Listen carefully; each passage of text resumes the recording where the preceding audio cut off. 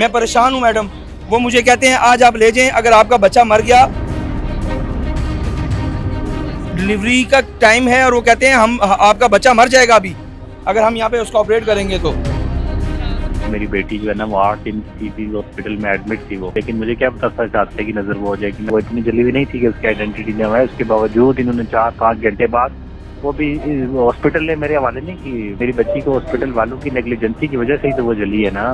Doctor आपसे क्या कहते हैं, किस चीज पे साइन करें? इमीडिएट बेसिस पे नर्सरी का कुछ ये आपके पास मोबाइल होता है, मोबाइल से तस्वीर खींच के ले आते हैं। ठीक है, वो तस्वीर बनाना अलाउ आप बनाने देते हैं? हॉस्पिटल से दूर नहीं है मैडम, आप मेरे साथ चलें। सेकंड फ्लोर पे लिफ्ट में जाया जाएगा, कहीं कोई दूर नहीं है, आप मेरे साथ चले जाएं। हम वो ये तशद्दुद वाला तरीका हम नहीं कर सकते। नहीं, मैं तशद्दुद पे के हक में भी नहीं हूँ।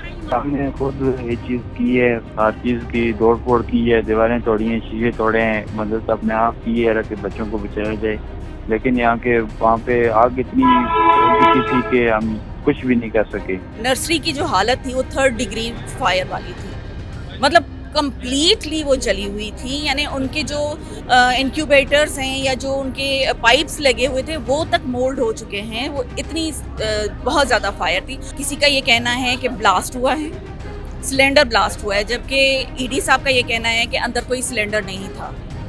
दूसरी स्टेटमेंट ये है कि वहाँ पे वायरिंग खुली हुई थी, वहाँ से स्पार्क हुआ है। तीसरी स्टेटमेंट ये है कि एक पुराना एसी लगा हुआ था जो फंक्शनल नहीं था, वहाँ से स्पार्क आया है।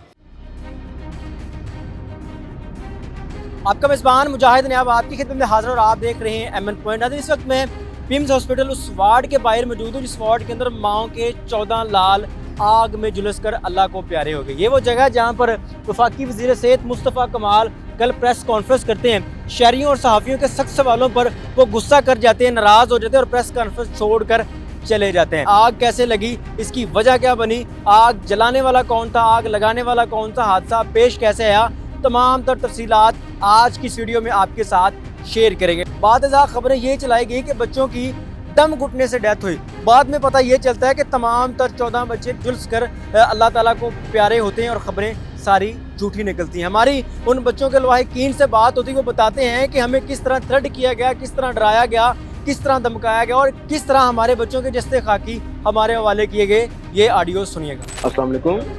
वालेकुम सलाम। दसर भाई कैसे हैं, खैरियत से हैं? जी अल्लाह का शुक्र, ठीक ठाक। आपका इंसिडेंट हुआ है बच्चे के साथ पिम्स हॉस्पिटल में ना?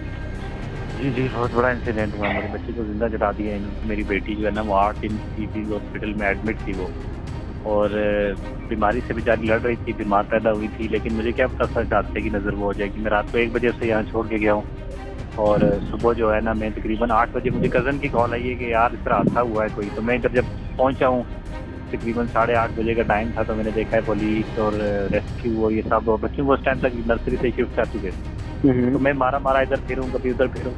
हॉस्पिटल के किसी इंतजामी बंदे ने, किसी डॉक्टर ने, किसी गार्ड ने, किसी ने भी मुझे किसी किस्म की फैसिलिटेशन, बल्कि वो तो मुझसे बात करने की जगह दरवाज़ा बंद करते थे कि यार इधर तुम्हारी बच्ची नहीं है, यहाँ से जाओ। तो मैं तो 1.5 घंटा घूम के कि यार मेरी बच्ची किधर है, मैं किससे पूछूं मेरी बच्ची किधर है। तो भाई मीडिया वाले थे, उनसे भी बातचीत की मैंने। उसके बाद पुलिस वालों के पास में गया। वो एक पुलिस वाला अल्लाह का कोई नेक बंदा था जिसके दिल में रहम था, उसने जाकर तो मुझे मेरी बच्ची को मुर्दा खाने में लेके गया जहाँ पे मेरी बेटी थी और उसकी आइडेंटिटी थी। वो इतनी जली हुई नहीं थी कि उसकी आइडेंटिटी न है। उसके बावजूद इन्होंने 4-5 घंटे बाद वो भी हॉस्पिटल ने मेरे हवाले नहीं की बच्ची की जो है ना वो डेथ हो गई। वो मुझे जो है ना पुलिस वालों ने मेरे हवाले की है और बस मुझे वो दे के तो मुझे जो है ना वो एम्बुलेंस में बिठा के इन्होंने यहाँ से रवाना कर दिया। हमले ने आपके साथ क्या रवैया अख्तियार किया? किसी ने भी मुझे अंदर जब मैं गया हूँ तो उसके बावजूद मुझे किसी डॉक्टर ने, किसी ने भी यार सिंपैथी के 2 बोल, हमदर्दी के 2 बोल तक नहीं बोले कि यार हमारी नेग्लिजेंसी की वजह से आपके साथ में बड़ा हादसा पेश आया तो हम माफ़ी चाहते हैं। ये किसी किस्म की उन्होंने कोई बात मुझसे नहीं की। हमले ने आपको किस तरह हरासा करने की कोशिश की वो बताइएगा। हमला मुझे तो मैं गया ना ऊपर आईसीयू में, जब तो जो गार्ड पर खड़ा है वो आगे से कहता है कि आपकी बेटी इधर नहीं है। मैंने कहा बेटी मेरी किधर, नर्सरी में से आग लगी है, किधर बच्चों को शिफ्ट किया है। वो कहता है इधर नहीं है। मैंने कहा तो इधर नहीं है तो किधर है? बच्चों का आईसीयू तो ये है जो ज़्यादा सीरियस बच्चे हो यहाँ पे लेके आते हैं या मुर्दा खाने में लेके जाते हैं। मुर्दा खाने में मैं घूमूँ वहाँ पुलिस वाले इतने जाने ही न दे आगे जरूरत में भी है। मेरी बच्ची को हॉस्पिटल वालों की नेग्लिजेंसी की वजह से ही तो वो जली है ना। लेकिन अगर वहाँ पे अगर एग्जिट होता है, इमरजेंसी एग्जिट या वहाँ पे कोई फायर इक्विपमेंट होता है तो उसके पर वक्त काबू पा जा सकता था, या उसके स्टाफ जो है उसको इतनी ट्रेनिंग होती है कि हमने अगर इस तरह का कोई मामला हो तो उससे हमें क्या करना चाहिए। तो फिर ये तो हमें तो फिर ज़रूरत ही ना पड़ती आज ऐसी बातें करने की। मुझे बताइएगा कि पिम्स हॉस्पिटल के अमले ने आपके साथ क्या रवैया अख्तियार किया था, क्या क्या हुआ है वहाँ पर? सर बस अभी क्या बताएं, अपनी मदद खुद से हमने की है, तो उन्होंने आखिर हमें जो है ना बस एम्बुलेंस जो है ना वो दी है, बस वो पता है और कुछ नहीं। फैमिलीज को डराते धमकाते भी रहे हैं? जी देखिएगा कि हमने खुद ये चीज़ की है, हर चीज़ की तोड़ फोड़ की है, दीवारें तोड़ी हैं, शीशे तोड़े हैं, मदद अपने आप की है कि बच्चों को बचाया जाए। लेकिन यहाँ के वहाँ पे आग इतनी थी कि हम कुछ भी नहीं कर सके। तो उसके बाद जो है ना हमला भी आया हॉस्पिटल का, बकाया पुलिस वगैरह भी, तो उसमें हमें उन्होंने कुछ भी, हमने कहा कि भाई हमें डेड बॉडी दे दें और हमारा कोई मुतालबा नहीं है। बस उन्होंने फिर कहा कि आप वेट करें, हम बस कोशिश कर रहे हैं तो आपको जल्द से जल्द दे देंगे। तो बस हमारी जो है ना 12-1 के करीब डेड बॉडी बेटी की दे दी, तो एम्बुलेंस थी बस में फिर आ गई गाँव में। इसमें कहा गया है कि बच्चों को आग नहीं लगी, सांस बंद होने की वजह से डेथ हुई है। तो आपका बेटा था, बेटी थी? मेरी बेटी थी। आपकी बेटी की क्या कंडीशन थी? सर बिल्कुल जल के राख बन गए, वहीं की ब्लीडिंग भी बहुत थी, इधर सबूत में भी ब्लीडिंग थी और बिल्कुल यानी कि जल के ना राग हो गए हैं बच्चे जितने भी थे। मेरी बच्ची के साथ बात नहीं, जितने बच्चे थे। अल्लाह की ज़ात आपको सब्र दे। इसका मतलब है कि जो बातें ये हैं कि सांस बंद होने की वजह से बच्चों की डेथ हुई है, वो गलत है, झूठी है? नहीं सर, लेकिन सांस रुकने की क्या, वो तो इंसान, अगर मैं भी जा रहा था तो मेरा भी धुआं की वजह से सांस रोक रहा था। लेकिन एक वार्ड में एक चीज़ आग लगी हुई है, अगर छत की सीलिंग और छत की हर चीज़ आसपास जल के नीचे गिर गई है तो वो शीशे में या उसके आसपास बेड वगैरह सारे जल गए हैं, तो वो फिर बच्चे ऑक्सीजन की वजह से कैसे मर?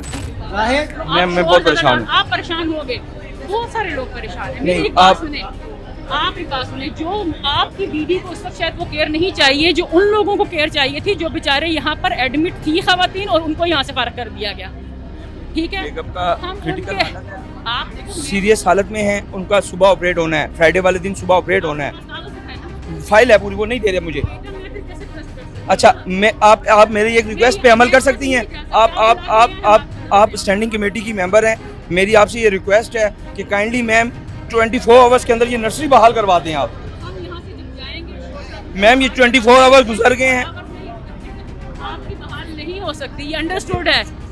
हमने उनसे रिक्वेस्ट की है कि आपके जो दूसरे वार्ड्स हैं, समझ आइए, मतलब इतना बड़ा आपका ये प्रीमिसेस है, इसके अंदर जो लोग, मैं आपकी मिसेस का मुझे स्टेटस नहीं पता, माजरत के साथ, मैं प्लीज़ मेरी बात सुने।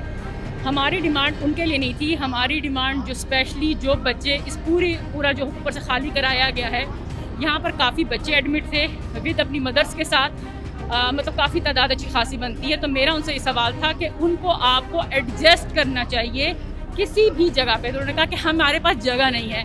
तो हमारी कमेटी की डिमांड ये थी कि आप उनको एडजस्ट करें, ठीक है, ये हमने उनसे डिमांड की है। और हम इस वक्त ऑफिशियली कमेटी के कैपेसिटी में नहीं आए हुए, हमारी जो है ये एक अपना विजिट है, एज अ पुरसा देने के लिए हम यहाँ पर या इन्वेस्टिगेट करने के लिए आए हैं।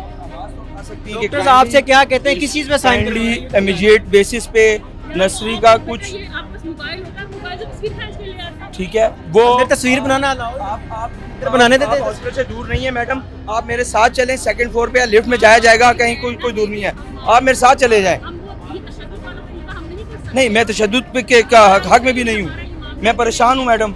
वो मुझे कहते हैं आज आप ले जाएं, अगर आपका बच्चा मर गया तो बच्चा डिलीवर मैम, उसका डिलीवरी का टाइम है और वो कहते हैं आपका बच्चा मर जाएगा अभी, अगर हम यहाँ पे उसको ऑपरेट करेंगे तो। मतलब आप इसको प्लीज़ समझाएं कि जो बच्चे डिलीवर हो चुके हुए हैं, जिनकी माएँ ऑपरेशन जिनका हो चुका हुआ है, सी सेक्शन, हम डिमांड कर रहे हैं भाई। डिमांड नहीं चाहिए मुझे, हमें ये चाहिए कि आप इसको इमीडिएटली बेसिस पे इसको एक्टिव करवाएं। ठीक है मैडम, ये देख लें, मैं यहाँ पे मौजूद हूँ, मेरी मिसेज और बच्चे को कुछ हुआ, मैं यहाँ पे होगा, मैं आप वेट करें मेरा, मैं आपको भी फाइल ला के देता हूँ अगर वो मुझे दे देते हैं तो। डॉक्टर किस फाइल पे साइन करवाना चाह रहे हैं? ठीक है, आप मुतासरा शख्स है जो कि ये कह रहा है कि मरने वाले बच्चे जो कि अल्लाह को प्यारे हैं वो तो हो गए हैं, लेकिन मेरा बच्चा अभी डिलीवर होना, डॉक्टर पहले ये कह रहे हैं कि हम उस बच्चे को नहीं बचा सकते, आप उनके मौत के कागजात के ऊपर दस्तखत करके देंगे, अगर बच्चा मर जाए तो हॉस्पिटल जिम्मेदार नहीं होगा। अस्सलाम वालेकुम, अपना तारुफ करवाइएगा। जी, मेरा नाम डॉक्टर शाजिया सूबिया असलम सुमरो है और मैं मेंबर ऑफ नेशनल असेंबली और स्टैंडिंग कमेटी नेशनल असेंबली की जो हेल्थ की स्टैंडिंग कमेटी है उसकी मेंबर हूँ। आज जो कमेटी बनाई गई है पिम्स से जो हादसा हुआ इसके रिलेटेड, आप अंदर गई हैं, आपने जाके सारा विजिट किया कमेटी के साथ, मुझे बताइएगा कि अंदर क्या ऐसे शवाहिद मिले हैं कि आग कैसे लगी, कैसे ये सारा इतना बड़ा हादसा जो पेश है? देखिए जी, ये कमेटी बनाई नहीं गई है, ये हमारी नेशनल असेंबली की स्टैंडिंग कमेटी है जो हेल्थ पर है और हम इन इश्यूज़ पे बारहा बात कर चुके हैं और 2 महीने पहले ही मैंने मिनिस्टर साहब को थ्रू मीडिया ये मैसेज कन्वे किया था कि हमारी 2 बड़ी हॉस्पिटल्स हैं, पॉली क्लिनिक एंड पिम्स, उनमें पेशेंट्स को बहुत ज़्यादा प्रॉब्लम्स हो रही हैं, आप उन पे नज़रसानी करें, क्योंकि मेरी नॉलेज में ये है कि 2024-25 में जो बजट था 4.6 बिलियन, वो इस दफ़ा जो है बढ़ा के 7.6 बिलियन कर दिया गया है। तो वो अब आज हमने जब विज़िट किया तो उसमें हमें कहीं पे भी वो चीज़ नज़र नहीं आई कि वो बजट कहाँ पे यूटिलाइज़ हुआ है। तो हमने इनसे ऑडिट रिपोर्ट मांगी है कि जो बजट मिला है वो कहाँ पे यूटिलाइज़ हुआ है। हमने इनसे जो इनकी मेंटेनेंस की ऑडिट रिपोर्ट होती है वो मांगी है, CCTV फुटेजेस मांगी हैं और हमने स्टाफ की लिस्ट मांगी है, डॉक्टर्स की लिस्ट मांगी है, जो पेशेंट एडमिट थे, जो पेशेंट एक्सपायर हुए हैं, उन सब की लिस्ट मांगी है ताकि हम अपनी स्टैंडिंग कमेटी की मीटिंग में इस पे 1 पॉइंट एजेंडा में हम बात कर सकें। क्या वजह बताई गई कि आग किस तरह लगी, कोई शवाहिद मिले? देखिए जी, इनकी डिफरेंट स्टेटमेंट्स थी, डॉक्टर्स की डिफरेंट स्टेटमेंट थी, ED साहब की अलग से थी और जो स्टाफ थे उनके अलग स्टेटमेंट थी। तो डिफरेंट स्टेटमेंट पे हम किसी भी नतीजे पे नहीं पहुंचे हैं। हम ये समझते हैं कि जब हमारी मीटिंग हो उसमें जो PM साहब की बनाई हुई जो इंक्वायरी कमेटी है उसकी रिपोर्ट आ जाए तो वो भी हम उस अपनी रिपोर्ट में कमेटी में डिस्कस कर सकते हैं। आपने वार्ड विजिट किया, अंदर गई, अपनी आंखों से देखा है, मुझे बताइएगा कि किस कदर आग थी, वार्ड कितनी जली थी, क्या वाकई बताया गया कि 14 बच्चे जो हैं वो जुलूस के अल्लाह को समझती हूँ कि जो नर्सरी की जो हालत थी वो 3rd डिग्री फायर वाली थी, मतलब कंप्लीटली वो जली हुई थी, यानी उनके जो इंक्यूबेटर्स हैं या जो उनके पाइप्स लगे हुए थे वो तक मोल्ड हो चुके हैं, वो इतनी बहुत ज़्यादा फायर थी। अब वो ये कह रहे हैं कि सडनली वो फायर हुई है। 638 पे सबकी एक स्टेटमेंट थी कि 638 पे फायर लगी है, आग लगी है और वो फ़ौरन 1 मिनट में बढ़ी है और 650 पे फायर ब्रिगेड को बताया गया है। अकॉर्डिंग टू जो हमारी गायनी की हेड ऑफ डिपार्टमेंट है उनका ये कहना है कि विद इन 10 मिनट्स या 8 मिनट्स फायर ब्रिगेड यहाँ पहुँच गई। अगर आप यहाँ से डिस्टेंस देखें फायर ब्रिगेड ऑफिस का तो वो ही 15-20 मिनट का है, तो वो किस तरह से इनके पास पहुँची है। और दूसरी बात ये कि ये कह रहे हैं कि इनकी स्टेटमेंट ये है कि हमारे पास जो फायर बुझाने वाले आलात हैं, कोई कह रहा है कि 35 हैं, कोई कह रहा है 21 है, कोई कह रहा है 28 है, तो इनकी आपस में ही कोई कोऑर्डिनेशन नहीं है। दैट मीन्स कि हम इस नतीजे पे पहुँचे कि हो सकता है उस वक्त कोई वहाँ पे मौजूद नहीं था। जिन वालिदैन के जान से प्यारे बचे गए उनको यहाँ पर डराया गया, धमकाया गया, थ्रेट किया गया, इसकी वजह सामने है कि क्यों ये सारा कुछ क्यों किया गया? देखिए, यही चीज़ सामने लाने के लिए ही हम लोगों ने आज यहाँ विज़िट किया है, क्योंकि कल हम लोग नहीं थे, हम लोग आज ही पहुँचे हैं और हम सीधा यहाँ पे आए। तो यही रिज़ल्ट देखने के लिए कि क्योंकि जब तक हम आई विटनेस नहीं होंगे हम कोई बात नहीं कर सकते। तो जो चीज़ें हमने देखी हैं, जो स्टेटमेंट हमने सुनी हैं, हम उससे मुतमईन नहीं हैं। यहाँ पर एक माँ रो रो के ये कह रही थी कि आग लगी नहीं, आग लगाई गई है। मैंने अपनी आंखों से देखा, शायद आपने उनका क्लिप भी देखा हो। आपका इस बारे में क्या पॉइंट ऑफ व्यू? आप अंदर गई हैं, आपको अभी तक ये शवाहिद नहीं मिले कि आग कहाँ से लगी, कैसे लगी, कहाँ से कोई AC की कोई वायर जो है वो फायर हुई, किसी को कोई पता नहीं चला। देखिए, जो डिफरेंट स्टेटमेंट हैं, कोई किसी का ये कहना है कि ब्लास्ट हुआ है, सिलेंडर ब्लास्ट हुआ है, जबकि ED साहब का ये कहना है कि अंदर कोई सिलेंडर नहीं था। दूसरी स्टेटमेंट ये है कि वहाँ पे वायरिंग खुली हुई थी, वहाँ से स्पार्क हुआ है। तीसरी स्टेटमेंट ये है कि एक पुराना AC लगा हुआ था जो फंक्शनल नहीं था, वहाँ से स्पार्क आया है। तो देखिए, डिफरेंट स्टेटमेंट्स हैं, तो हम किसी भी नतीजे पे नहीं पहुँच सके।